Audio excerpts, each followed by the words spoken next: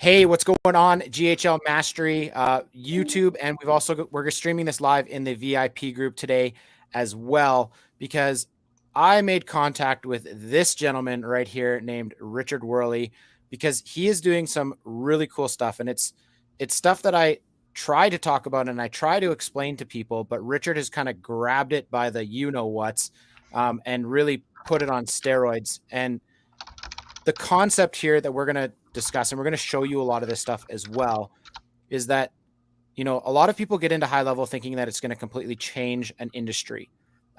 When in reality, when you try to sell a service or a product to somebody that's already using a tailor-made system for their industry, you are going to lose 100% of the time. And so what Richard's done, which I think is absolutely brilliant, is he's taken high level and he's added it as a supplemental piece to what people are already doing. And so when I saw Richard's post, he posted in the high level group, and I was like, dude, we need to get on a call because people that are new to high level or people that have been using high level or are struggling to sell high level need to understand what he's doing, because there's no sense in competing. And Richard's going to cover this a little bit on the call, but there's no sense competing against an established software that a company is already using. And so we're going to dive into this a little bit. As always, if you're watching this live, let us know that you're watching it live because we can see your comments in StreamYard, and we will also be able to answer them, literally on the fly. If you're watching this on the replay, let us know that you're watching it on the replay. If you're on YouTube, likes, comments, subscribes helps everybody that is working with high level grow, because this content's going to get out there and it's going to help people grow and sell and learn how to sell go high level, which I think is probably the number one problem for high level users is selling. And what we're going to cover today is one of the solutions to selling go high level. So Richard, thank you for doing this and showing up. Man, I really appreciate you having me. Yeah, it's going to be sweet. Can you tell everybody kind of a little bit about your agency, how you're using high level, and then we'll kind of dive into what you're actually doing with it, which I think is amazing. Yeah, totally. Again, thank you for letting me share some time with you and with your followers. I've actually been one of your followers for a long time, so it was ironic when you reached out to me because I've bought the estimators tool and I was already in several of the groups. So it was a good cross section and segue to be able for us to do this. But at the agency side, I kind of have two different ways that I use high level. The first is on the agency side. I do agency work, and specifically we do agency work for normally pretty established companies. We've done a lot of work with like very enterprise level companies, all the way down to multi-location businesses that are pretty established. Typically, we try to go after companies that are doing somewhere between 10 and 200 million a year in revenue, and that kind of seems to be our sweet spot as far as like our avatar of who we target. And so the post that you saw is specifically about that. The other side of it is I've built a bunch of tools that people can use directly inside of high level. Specifically, the one that's most popular is a prospecting tool for B2B prospecting. And this client also uses that. So we'll kind of see how that intermingles. But yeah, so I say that to preface this with this particular client uses HubSpot. I have other clients that use Zoho. I have other clients that use Salesforce. And to your point, what you just said, a lot of people go in with the mentality that they are going to get a client to switch from a Salesforce or a HubSpot. And I don't think people understand the amount of resources, not just money, but effort that it takes to roll out an enterprise level installation of HubSpot or Salesforce. I mean, it's after you put in the man hours and everything, it's hundreds of thousands of dollars. So getting them to just up and switch to high level is a very, very uphill battle, one that I do not recommend trying to do. No, never. Yeah, it's tough. So with this client, they have between 30 and 50 locations. And they have internal systems, an ERP system. They have a CRM that they use, in this case, HubSpot. There's just no way that I'm going to go in there and like pitch them on trying to break a contract with an existing CRM that they're already like very invested in. So what I did instead was I looked for holes in where that we could improve their business model. and then filled that with what Highlevel can do. Highlevel by nature is very, very bare bones. When you sign up for it, it's very bare bones. You have to build out everything, and we see some people even complain about that in the group, and that's not a bug, it's a feature, because you're able to build it to solve whatever problem you're facing. And with this particular client, what we did was, I looked for kind of holes in their game, and HubSpot, because their pricing model is by license, and due to the number of people, the licenses they would have to open up the marketing and operations section was going to be like an extra 30 something $1,000 a year, like not exaggerating.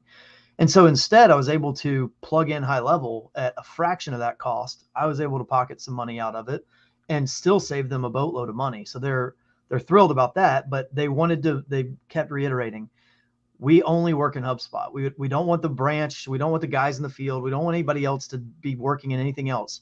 So what we'll kind of walk through is, in these workflows, we're passing data in and out of HubSpot seamlessly using Pabbly, using Zapier. There's a handful of tools that you can use to do it, but we haven't changed their internal processes at all. We've just supplemented it with Highlevel, and there's only a handful of people at their company that even know we have Highlevel. But it happens to be the people that write the checks. So that was kind of our way in the door. Was I'm not asking them switch from HubSpot. I'm asking them to allow me to use an additional tool that I will personally use. They don't have to, but we're going to do it to generate quite a bit of revenue.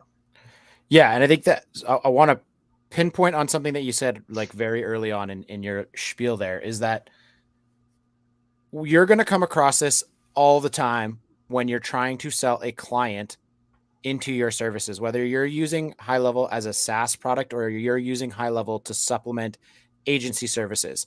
Right. People are using their own CRMs. Now, we work in the construction space typically, Sure. so the home services niches. So they use things like Job Nimbus and Yeah. AccuLinks and these massive thousands of dollars a month CRMs that are doing specific things for their niche. And Highlevel, when you get it, it is a blank slate. I always refer to Highlevel as like the Android versus the iPhone, Right. right? The iPhone is something that you get out of the box and it just does what it does, right? You can't customize this thing really at all. Like their OS is their OS. There's nothing else you can do with it. It's good analogy. Androids, you can do whatever you want with those things. You can customize the screens, you can customize layouts, you can colors, widgets, like you can do whatever you want with an Android. Highlevel is an Android. It Right. comes out of the box with nothing, and you build it to do what you want it to do. And so, to your point, if you are trying to compete with tailor-made CRMs for your niche, you will fail 99 times out of 100, because that's not what Highlevel is, right? Highlevel is not a contractor CRM. It may work really well for a owner operator, but in your case, you're going after bigger fish that are doing multi-million-dollar years in their companies. Which, by the way, that should be everybody's goal, because I'll tell you, when we started shifting to that route as well, sales became so much easier.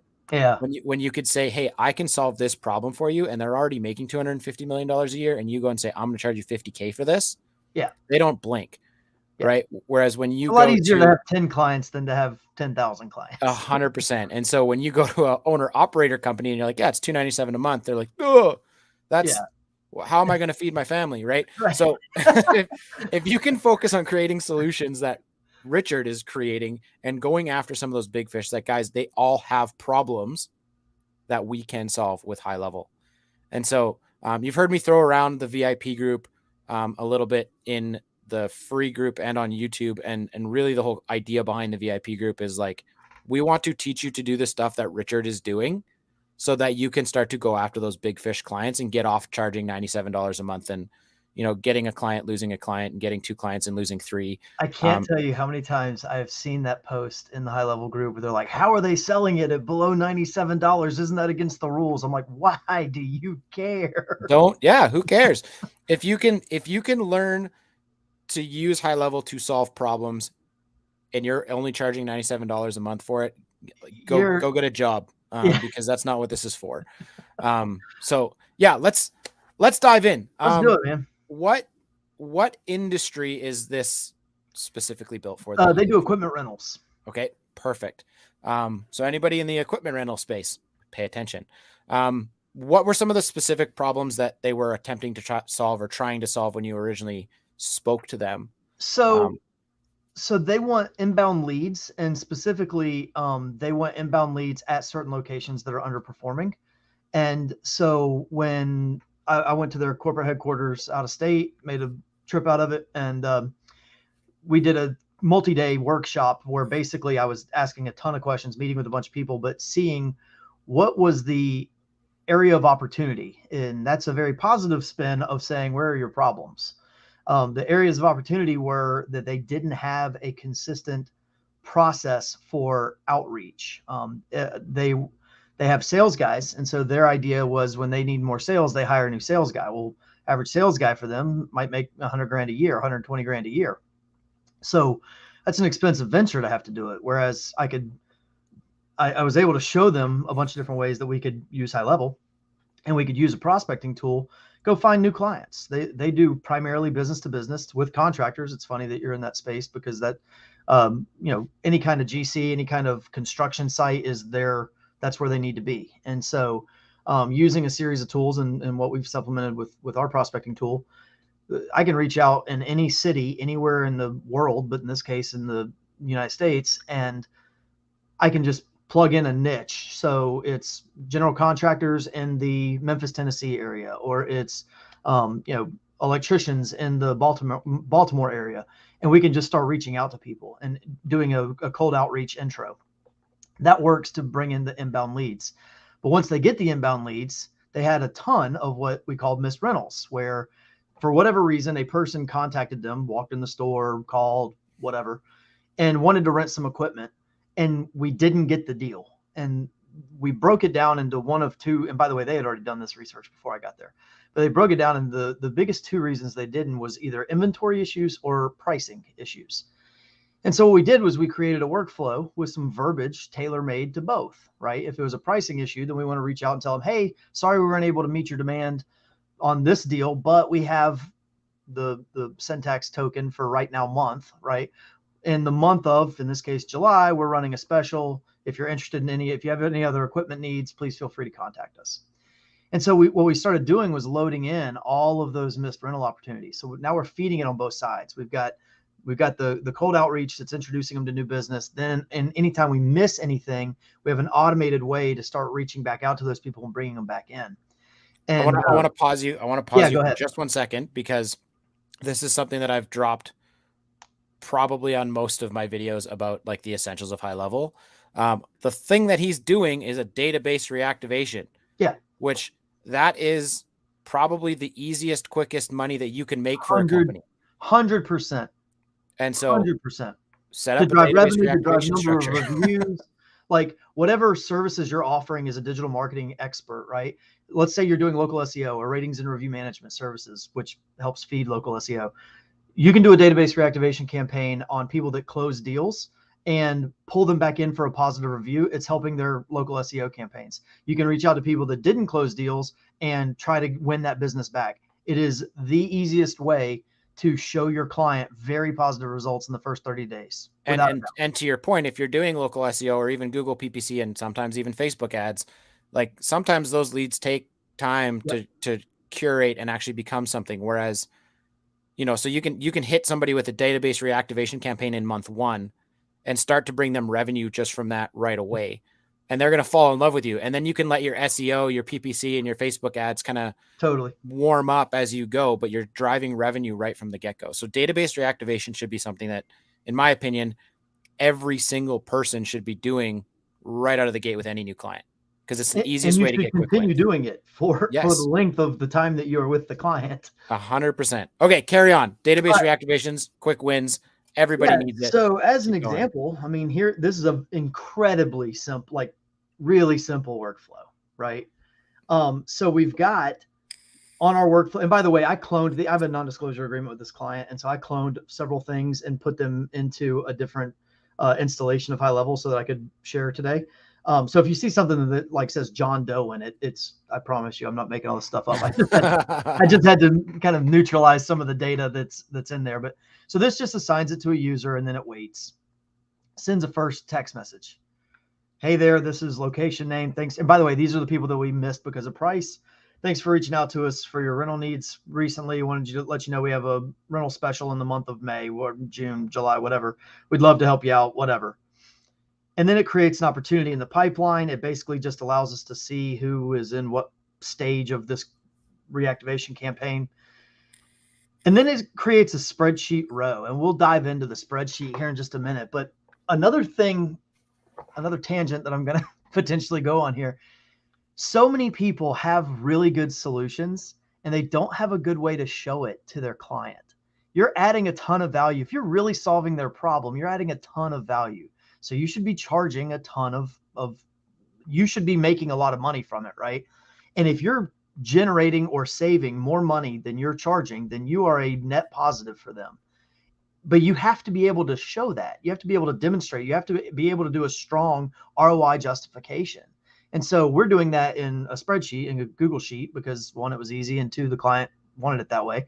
But we could have easily passed this back into HubSpot and done the reporting there. I don't care where you do the reporting, but do reporting and show the value add that you're bringing, because that's how you can just, if I'm saving them, or if I'm having a net positive impact on their business of, $400,000, $500,000, $600,000 a year, and I'm charging them $100,000 a year, they're thrilled, right? Yeah. Because they're, for every 100 grand they're spending, they're putting 500 in the bank, right? That they're thrilled. Not to mention that I can do this at every one of their locations, versus earlier we talked about if they wanted to increase sales, they would hire a sales rep. So they have between 30 and 50 locations.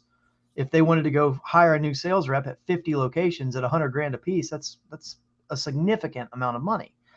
Whereas you can just pay me the equivalent of what it might be, the contract. One sales rep. Yeah. Or less. Yeah. You could charge them whatever you want. And if you're making the kind of impact that we're making, they're happy to pay it, is my point, right?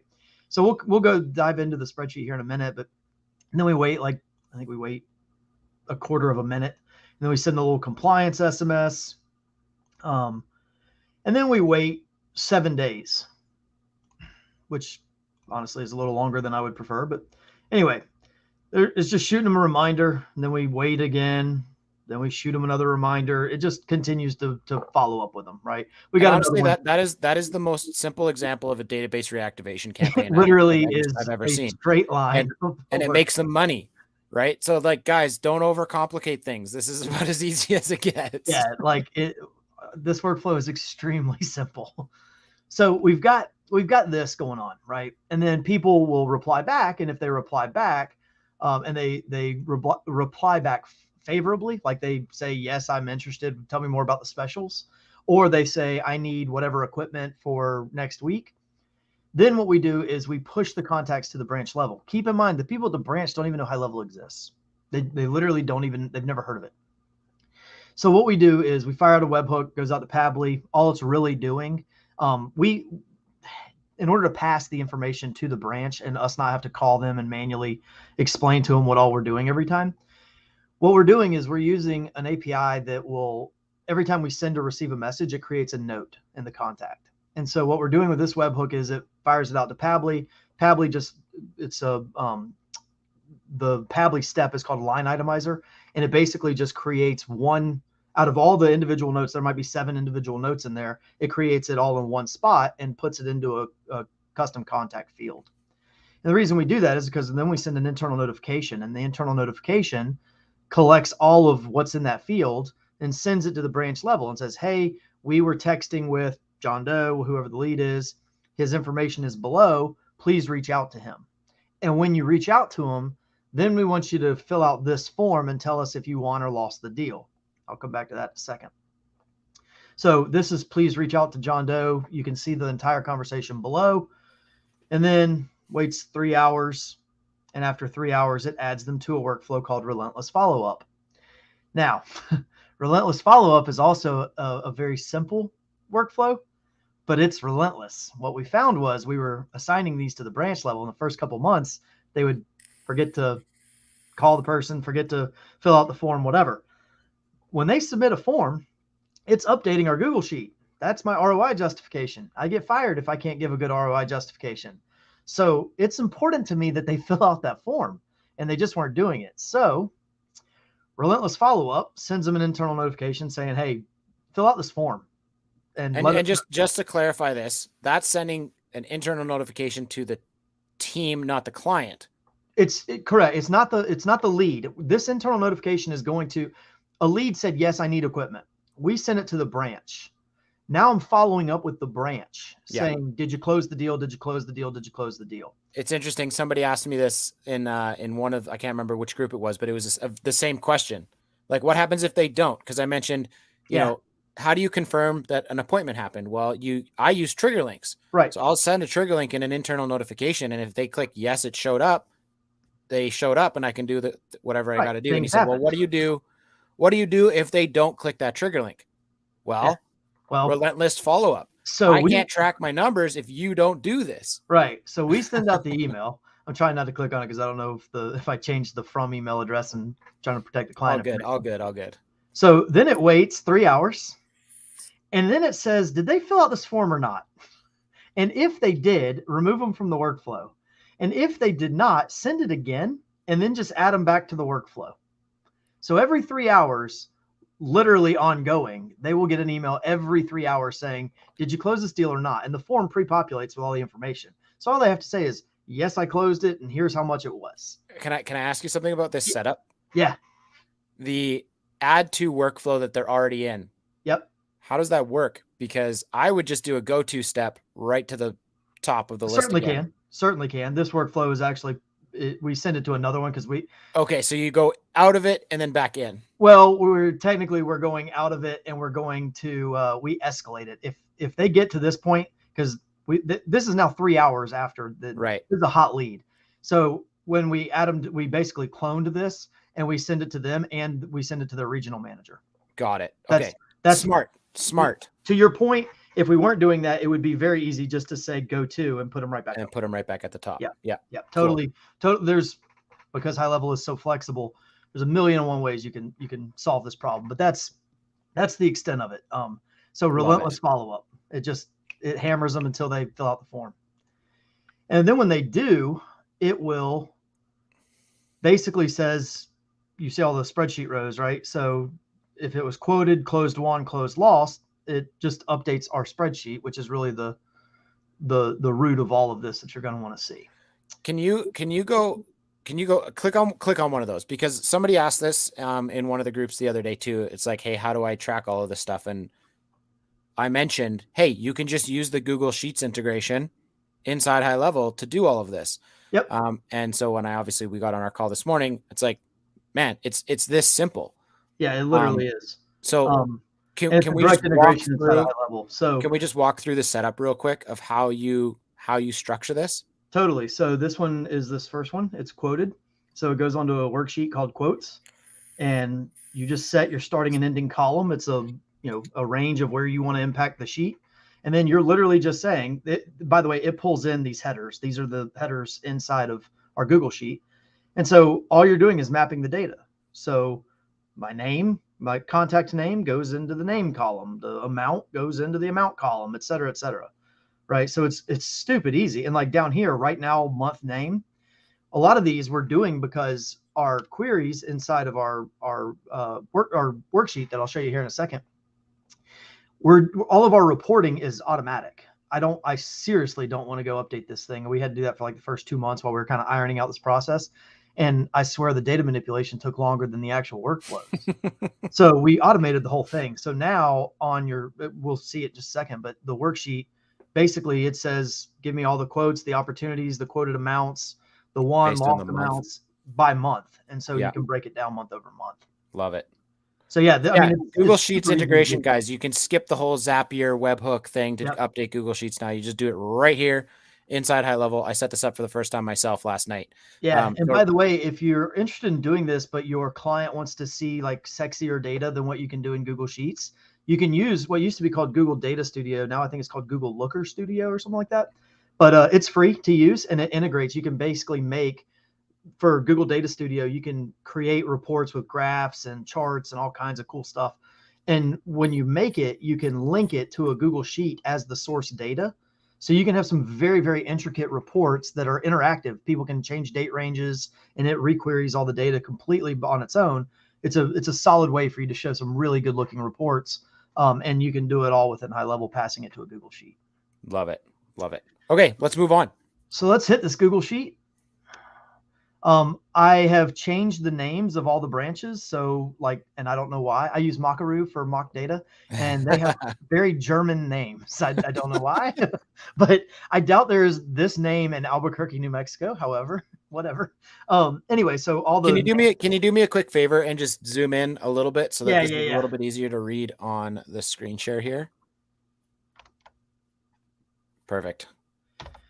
All right, so just walking through here, location ID is just an internal location ID. This is doing a count, right? So it's going to another tab, GHL contacts. Every time we send a text out, we're updating the sheet with the number that we sent it out to. And so it's basically saying, count all of them where location ID is B2, and then get me the numbers. And so that's the number of people we reached out to for this fake branch in the month of June. This is June. And so that's what this column is. Opted out is the number of people that replied with stop or got set to D&D for any reason. Yeah. No response is basically the difference, right? And the reason that we had to do a more complex formula than simple subtraction is because sometimes if we load somebody up on the last day of the month, they're still getting contacted into the next month. And so that's why we had to set the if statements up. Does that make sense? This kind of stuff just blows my mind. Like, I've got employees in my company that do this stuff for me because I am not a Google Sheets expert. So this stuff is awesome for me to see. But yeah, just showing what you can actually accomplish with this stuff is insane. Yeah. If somebody didn't know how to do this, what would you recommend? ChatGPT and ask them. Yes. AI. Seriously. I mean, AI is you can ask it and it will not only explain the formula to you, but it'll do it in regular English so that you learn how to use it to your advantage. Love it. A lot of ChatGPT went into this sheet. I'm pretty awesome. proficient with Google Sheets, but there were several things that I couldn't figure out how to do. And instead of me playing around with it, I just asked. That's so good. Positive responses was basically if somebody replies back to us and it's not a D&D, then we're tagging them as customer replied, which is a positive response, right? If somebody writes back, thanks, okay, I'll keep in touch. That's better than, somebody telling me to kick rocks. So we call that a positive response. These columns, to be honest, I don't care about nearly as much as the thing that I care about is from a messaging standpoint. Here's my total contacted. I want my opted out to be as low as possible, and I want my positive response to be as high as possible. But it's not very common. Some people are maybe fairly new to this. To send out a reactivation campaign and for your positive response rate to be equal or superior to your opt-out rate is uncommon. That tells you your messaging is hitting well, right? It means that you're not screwing up your messaging. At first, when we did this first couple of months, our opt-out rate was significantly higher than our positive response rate. So we fine-tuned that messaging a little bit. So if you're not doing a bunch of split testing in your agency, you should. To see where that sweet spot is and maximize your results. But these three columns, once our messaging got more dialed in, I don't really care about it as much. What I really care about is this. And so what this is doing is remember that form they fill out every time they fill out follow-up form. Yeah. And if it's closed deal and it's closed won, which is this part of the query parameter right there, then what will happen is it counts this and then it does the same, but it does a sum instead of a count. See our count? Yeah. So this is just how many times did it happen. And this is summing the value of it when it did happen. Does that make sense? Yeah, totally. So, and then that's if it's in a quoted status. So these two together are revenue, like what we actually closed and won. When you add in our quotes, which is a quoted status, that gives us our opportunity. Love it. So on this campaign for this month specifically, and this is the one that I shared in the Highlevel group, we generated $32,087 in revenue. We spent $446 between, and that includes the cost of Highlevel. That's $297 for Highlevel plus the Twilio spend. So we spent $446.23. profiting 31,640. Said differently, for every dollar we spent, we generated $72 in revenue. And by the way, if some of those quotes close in our favor, it would be $124 for every dollar we spent. The client, And here's not here's why I love the data that you're collecting here. If your client comes to you and says, "Oh, you know what? It's just not working out for us anymore." You have this to back up. How? Okay, explain to me, Mr. Client. This shows, unless you've been lying about your data, that for every dollar that we're spending, you're making 72. well, and go one step further, right? I told you that they have between 30 and 50. I'm purposely being obscure about that. They have 30 to 50 locations. I'm currently doing it for 13 of them. So go the other way with it. Yes, I can preserve my contract with them, but go the other way. I can grow my contract with them. You have, if I'm doing it for 13 and you have 45 of them, I imagine if I 3x that.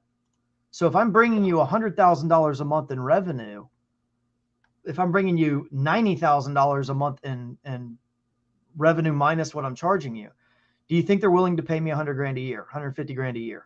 Oh, Well, 100%. hell yeah, they are, right? So you don't need, I don't chase the $97 a month thing. But the reason being is because we can charge a larger, we've solved a problem. This is making a real impact on their bottom line. I mean, this can be literally a 7-figure change in their business model if we roll this out to all the other locations. Not to mention if they acquire new locations or they open new locations. We have a process that we plug right in right away to start generating revenue. Do you back to some high level stuff? Do you create a new sub account for every branch that they have, or do Yes, you? Yeah, so you've got it snapshotted and you just rinse and repeat the process with it. exactly.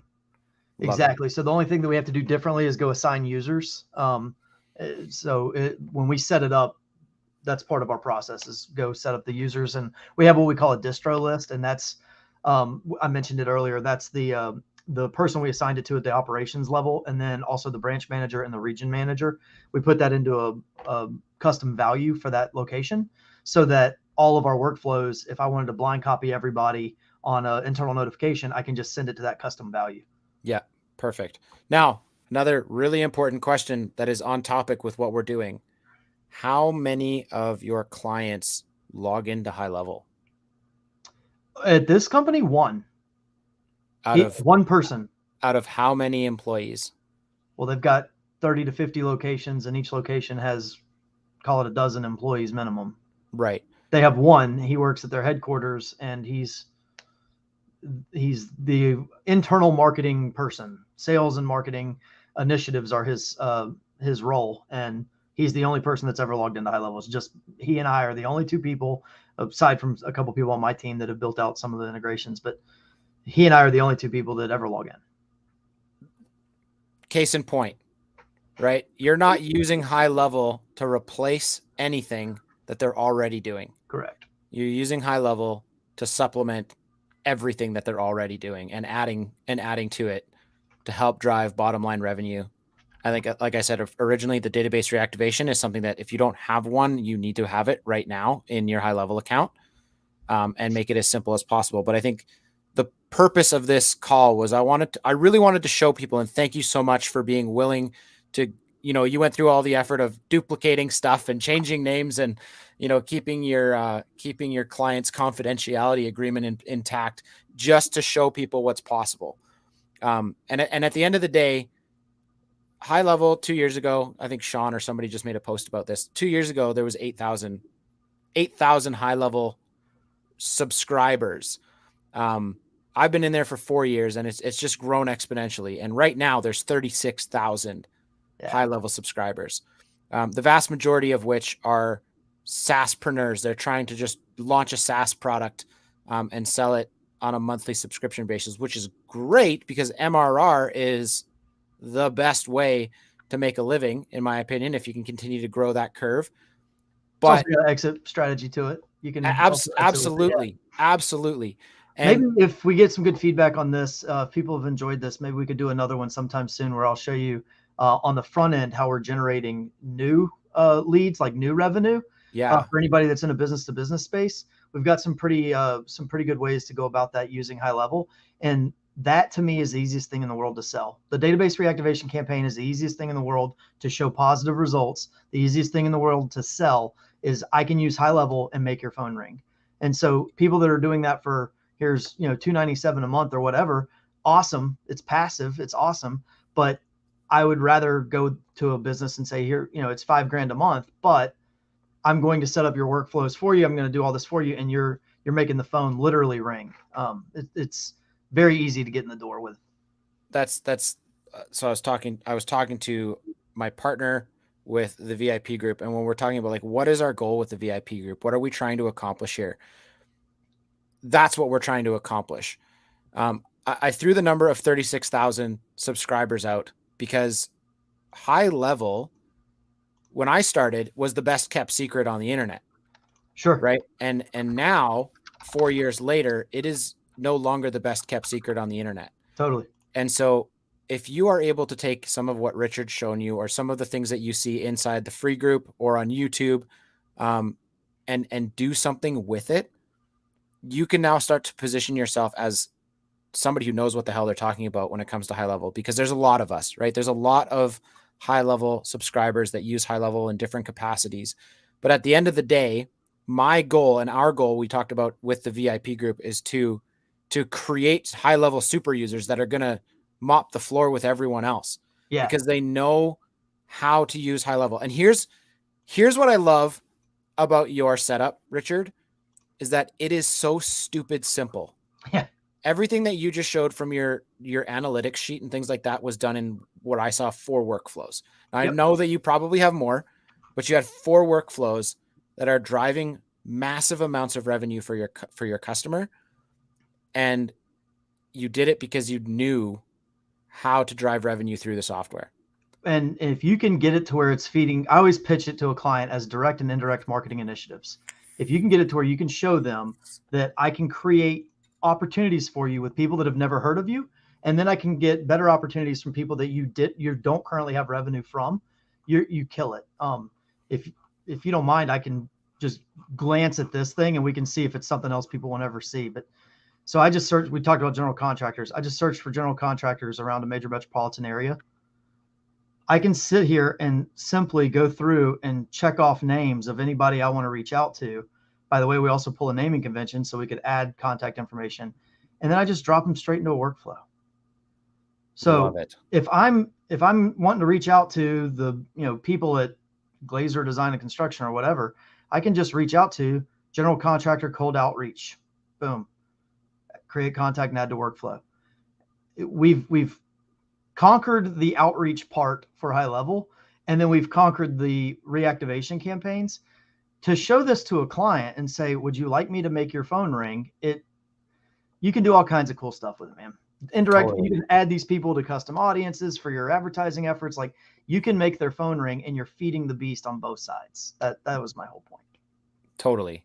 And you're doing it without them having to change the platforms that they are working with to operate their business. Yeah, I'm not competing against a HubSpot or a Salesforce, a monster. You know what I mean? Like in the post that I had made, I said, when you're a hammer, everything looks like a nail. Don't fall into that trap. Don't fall into Highlevel is going to replace what they're already doing. Go supplement it, and then as you grow that relationship over time, you can replace larger chunks of it. But if you go in there thinking, Mr. Client, you've got to make a choice between HubSpot and Highlevel, you're asking him to start over his business efforts in a huge way. It's way too big of an ask. Yeah. And I think that in and of itself right there is the purpose of why I wanted us on this call, because I see that mistake being made a lot, that, hey, I can replace your $1,500 a month CRM and you can only pay $297. Well, that doesn't fly. And so Right. take Richard's advice and find the best sales that you can possibly do is to ask questions, find holes in their business that you know that you can plug so that you can continue to feed the machine on their back end using their CRM. And I think Richard's just done an amazing job of showing an example of how he does that. And so I wanted to do this with Richard just to kind of give you guys hopefully some encouragement that, hey, this doesn't have to be so hard to sell. You don't have to try to reinvent the wheel for industries. that already have tailor-made solutions. You can go into those industries and you can find holes in their businesses and you can solve problems with Highlevel. And oftentimes, as you've seen with what Richard's done, he's simplified it to a point that they don't have to log into Highlevel at all. They don't even know it exists. And it still feeds the beast, right? And if you can get to that point in your Highlevel agency or SaaS journey, you will start to be like Richard and to be like me, where you start to charge $5,000, $10,000 for custom systems and custom automations that are going to feed the bigger beast. Yeah, totally. So Richard, this was awesome. Thank you so much for. I really appreciate you having me on, man. I had a lot of fun. I get a lot of value out of the Highlevel group and other groups that I'm in. I get a lot of value and ideas. Your estimator tool was something I was literally starting to build. And then when I think I got an ad or something. Anyway, I saw yours and I was like, well, I'm not going to build it. I'll just buy it. It's like the ideas that come from the Highlevel group, they're so, because it's so flexible, there's a lot of really, really good creative initiatives that come from it from various people. So I thoroughly enjoy it. I nerd out on this all day. So I'm happy to do this again if you want at any point in the future. And if anybody has any questions and they come to you about it, you're welcome to send them my way, or you can put together a list of questions and I can try to help out however I can. Yeah, for sure. What I'll do is Richard, I'll tag you on this video inside the GHL Mastery group. Cool. And I'll maybe, if you're okay with it, I can share a link to your Facebook profile on the YouTube side as well. And if people want to reach out to Richard and ask him any questions about how you did this, why you did this, that did not get answered on this video, Richard, if that's okay with you, I'll happy to do it, man. Awesome. Well, thank you again so much for joining me. I think this is the first like interview style how-to video that we've ever done in the group. So thank you for being the first. I enjoyed it. Awesome, man. Thank you so much. And yeah, we'll hope to do this again sometime soon. And if you liked this, if you got value out of this, if you've now see a clear path forward in how you can start to use Highlevel to supplement businesses, marketing systems, comment, let us know what you want to see more of, and we will create more of just that. But at the end of the day, this is about you guys. This is about you guys building your business and building your software to solve problems and make more money. So thank you guys so much if you're still here. And if you're watching this on the replay again, you are also very much appreciated. With that being said, we'll see you guys on the next one. Take care.